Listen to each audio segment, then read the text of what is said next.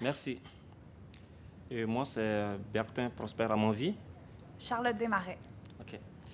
Et, mesdames et messieurs, nous voulons profiter de cette occasion de présentation pour vous adresser nos salutations, les meilleures, et dire un grand merci à toutes les éminentes personnalités des différentes universités qui nous ont été présentées lors de ce séminaire.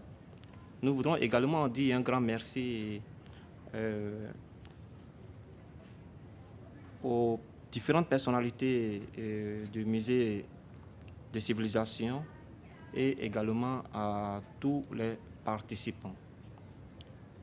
Merci pour la pertinence du thème, un thème d'actualité.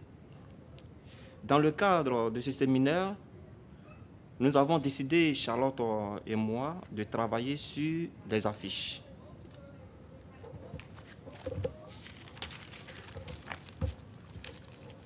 On entend souvent dire qu'une image vaut 1000 mots, mais une image accompagnée de mots devient un puissant moyen de communication.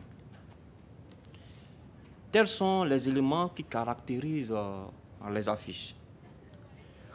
Les affiches nous permettent de comprendre le dynamisme économique, politique, culturel et touristique d'une époque. Elles représentent la vie quotidienne, révèlent des modes de pensée et des habitudes. Elles illustrent bien évidemment les activités quotidiennes, les questions d'actualité. Les affiches touristiques nous permettent de découvrir l'univers merveilleux des pays lointains, bien avant la télévision et l'Internet. Enfin, les affiches, par leur dimension esthétique et communicationnelle, nous permettent de découvrir ces nombreux artistes peu connus du grand public et aussi de nous délecter devant leur création que beaucoup de gens ont du mal à accepter comme œuvre d'art. Dans le fond, on s'est basé aussi, ce que Bertin vous a décrit un peu, c'était nos intérêts pour allier nos deux champs. Dans le fond, Bertin est en art visuel, puis moi en marketing. Donc, l'affiche s'est avouée parfaite comme sujet. On s'est posé un peu comme question, que nous révélait, dans le fond, l'affiche sur notre histoire québécoise? Comment on pouvait s'imaginer à l'époque grâce à l'affiche? Dans le fond, le contexte de notre recherche, on s'est rendu compte que le musée compte à peu près 150 affiches, dont de la famille Roger Couillard, donc vraiment une grande collection, dont plusieurs on retrouve en exposition. Donc, on se disait comment on peut mettre en élément certaines de ces affiches-là. On est allé également chercher des informations dans le livre L'affiche au Québec, qui était plus comme une histoire de l'affiche de Marc Chocot. Puis on s'est dit comment nous, on pourrait aborder l'affiche au moyen du numérique. Donc, on a décidé de diviser par thématique plutôt que d'y aller historiquement, justement à cause du fait que Roger Couillard représente qu'un artiste et donc qu'une partie, et aussi seulement un moment de l'histoire, donc pas tout le contexte historique. Fait qu'on a décidé d'y aller par thématique. Donc, je vais vous présenter les différentes thématiques de notre carnet. La première, témoin de l'économie en pleine croissance. Donc, on parle vraiment de la réalité socio-économique au Québec grâce à certaines affiches qu'on a trouvées. Ici, vous pouvez voir un produit importé, dans le fond, qu'on essaie de vendre en affichant le côté authentiquement québécois. Ensuite, comme thématique, on parle aussi de la vivacité du commerce au Québec. Ce qui est intéressant ici, c'est déjà l'idée du slogan qui apparaît pour vendre dans la publicité. Puis encore une fois, on utilise des termes proprement québécois comme la fleur de lys, Jacques Cartier, pour aller chercher, piquer la curiosité des gens pour vendre les produits. Vous pouvez voir aussi que celle-là, c'est une enseigne. Dans le fond, on s'est rendu compte aussi en regardant les affiches qu'il y avait toutes sortes de supports. Donc, voilà, celle-là n'était pas en papier, c'était de la tôle. Ensuite, en faisant nos recherches, une des choses qu'on s'est rendu compte qu'il y avait peu d'informations, c'était quand est-ce que l'arrivée du bilinguisme est apparue au niveau de la publicité.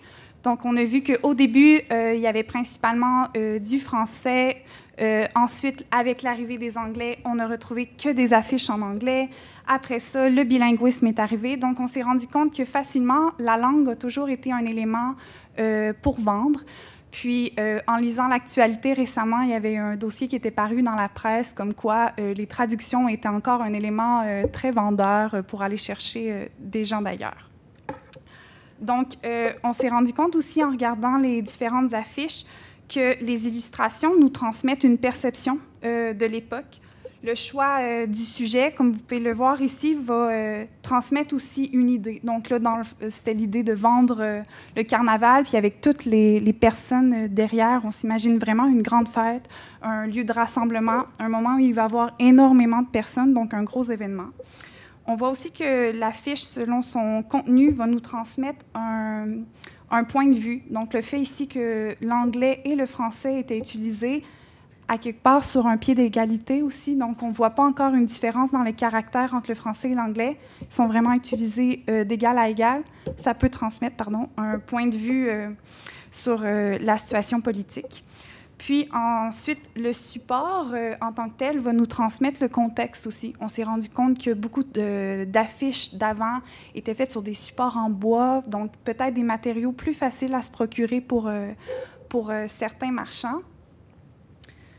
Puis pour la petite anecdote, dès 1951, un règlement interdisait déjà dans la province aux ouvriers d'utiliser des enseignes semblables. Donc déjà à l'époque, on demandait aux gens de se distinguer puis de trouver des éléments originaux pour se démarquer. Ensuite, dans nos autres sujets, on y est allé vraiment avec des éléments clés de l'histoire. Ici, vous avez l'enrôlement par rapport à la guerre. On va encore chercher les gens avec le côté canadien-français. Puis d'autres éléments, ici, on voit à partir du moment où on a encouragé les femmes à venir voter. Et la dernière affiche présente des éléments qui sont survenus pendant octobre. Ensuite, dans notre thématique, on a décidé de présenter tout ce qui a trait au niveau de la culture, les arts, les sports. Et finalement, comme Bertin vous mentionnait, on a évoqué le tourisme, puis aussi un peu une ouverture sur le monde. Donc, en conclusion, je vous dirais la valeur de notre carnet se situe vraiment comme une petite vitrine de la collection de toutes les affiches que le musée a pour piquer la curiosité des gens, puis aller voir d'autres affiches que le musée pourrait trouver. On trouvait aussi que c'était un objet qui se présentait vraiment bien au niveau du numérique. Il devient complet parce qu'en soi, il est 2 dimensions, là. Donc, c'est quelque chose qui est facile à aller chercher, c'est très visuel. Donc, on se disait, au niveau du numérique, ça peut vraiment facilement intéresser les gens. Aussi, c'est un élément de la culture populaire. Hein. C'est à quelque part devenu un art de rue aussi. On en voyait partout. Donc, on s'est dit que ça ne demandait pas de connaissances particulières pour les personnes. Fait que ça pouvait vraiment, justement, plaire à n'importe qui.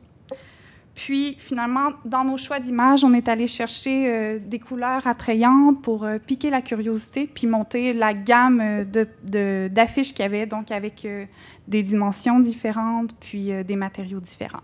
Voilà!